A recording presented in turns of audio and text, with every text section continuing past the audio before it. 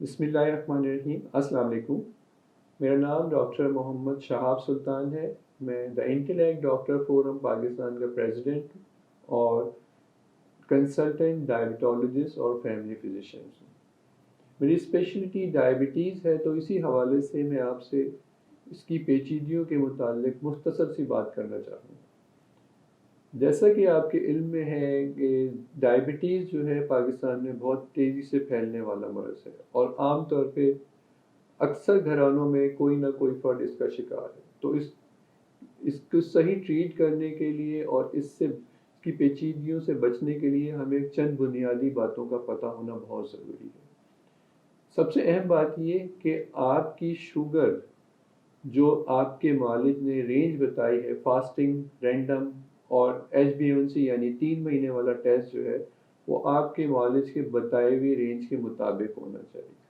Sugar کے مسلسل بڑھے رہنے کی وجہ سے انسانی جسم میں جو پیچیدگیاں رونما ہوتی ہیں، ان میں نیفروپیتھی یعنی کہ گردوں کا نکارہ ہو جانا، ریٹینوپیتھی یعنی کہ آنکھوں کی بیماریاں، پیریفرل ویسکولر ڈیزیز یعنی کہ ٹانگوں کے نسوں کا تنگ ہو جانا، جس کی وجہ سے پاؤں کی ٹیشوز کے اندر خون کی سپلائی متاثر ہوتی ہے، اور اسی طرح سے آرٹریوسکلوروسس یا ایتھروسکلوروسس یعنی کہ دل کی شریانوں کا تنگ ہو جانا شامل۔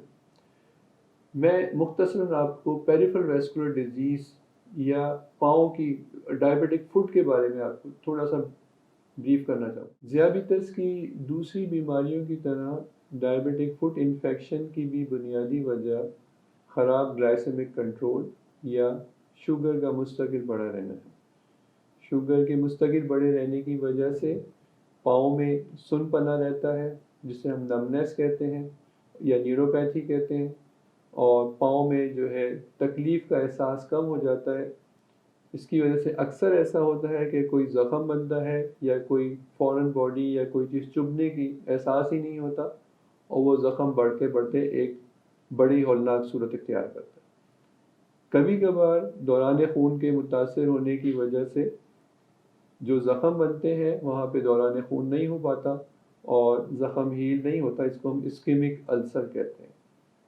اور نسوں کے متاثر ہونے کی وجہ سے جو زخم بنتے ہیں وہ نیوروپیتھک السر کہلاتے ہیں۔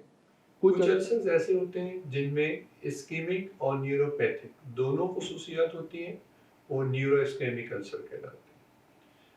ڈائبٹک فوڈ انفیکشن کو ٹریٹ کرنے کے لیے یہ بہت ضروری ہے کہ آپ اپنے معالج کی بتائی ہوئی ہدایت پہ سختی سے عمل کریں۔ اس کے لیے بہت ضروری ہے کہ آپ کی شوگر لیول کنٹرول ہونا چاہیے، اور یہ ہو سکتا ہے کہ وہ آپ کے معالج آپ کی شوگر کو کنٹرول کرنے کے لیے اور زخم کو ہیل کرنے کے لیے آپ کو انسولین ایڈوائز کریں۔ اس کے ساتھ ساتھ ڈائبٹک فوڈ انفیکشنز میں اینٹی بائیوٹکس کا استعمال کیا جاتا ہے، اور عام طور پہ 2 اینٹی بائیوٹک یا 3 اینٹی بائیوٹک بھی استعمال کی جا سکتی ہیں۔ اور اگر السر ڈیپتھ میں ہو، بہت گہرائی میں، اور وہ بونز تک چلے جائیں، جس کو ہم آسٹیومولائٹس کہتے ہیں، تو اینٹی بائیوٹک کا استعمال 3 ماہ تک بھی طویل ہو سکتا ہے۔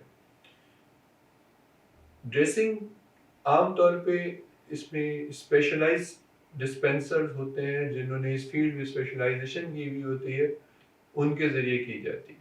کبھی کبھار آپ کو اس السر کو ہیل کرنے کے لیے یا زخم کو بھرنے کے لیے آپ کے ڈاکٹر آپ کو خاص قسم کے جوتے ایڈوائز کرتے ہیں جو کہ آرڈر پہ بنوائے جاتے ہیں، تو وہ آپ کو ضرور استعمال کرنے چاہیے۔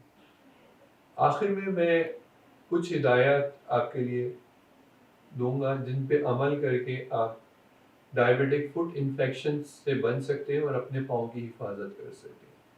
سب سے اہم بات کہ ڈیلی روزانہ رات سوتے وقت نیم گرم پانی سے اپنے پاؤں کو اچھی طرح سے واش کریں، اور کسی صاف کپڑے سے خشک کر کے پاؤں میں کوئی موئسچرائزر کریم کا استعمال کریں۔ اس میں آپ آئل بھی یوز کر سکتے ہیں۔ روزانہ کی بنیاد پہ اپنے پاؤں کا معائنہ کیجیے، اور خاص طور پہ یہ دیکھیں کہ اس میں کوئی سرخی یا کوئی بوائز یا بلسٹر وغیرہ تو نہیں۔ اس سلسلے میں آپ اپنے گھر کے کسی فرد کی مدد بھی حاصل کر سکتے ہیں۔ اپنے معالج سے ناخن کے کاٹنے کے بارے میں معلومات حاصل کریں۔ ہمیشہ صاف ستھری سوتی جرابوں کا استعمال کریں۔ ہمیشہ ان جوتوں کا استعمال کیجیے جو بالکل آپ کے ناپ کے ہوں۔ گھر کے اندر یا باہر ننگے پاؤں نہ چلیں۔ جوتا پہننے سے پہلے اس بات کا ہمیشہ اطمینان کر لیں کہ کہیں جوتے کے اندر کوئی تیز دھار چیز، کیل، کنکر وغیرہ موجود تو نہیں جو کہ آپ کے پاؤں کو نقصان پہنچا سکے۔ مجھے امید ہے ان ہدایات پہ عمل کر کے آپ اپنے پاؤں کی بہتر حفاظت کر سکیں گے اور ڈائبٹک فٹ انفیکشن جیسے موذی مرض سے بچیں گے۔ شکریہ۔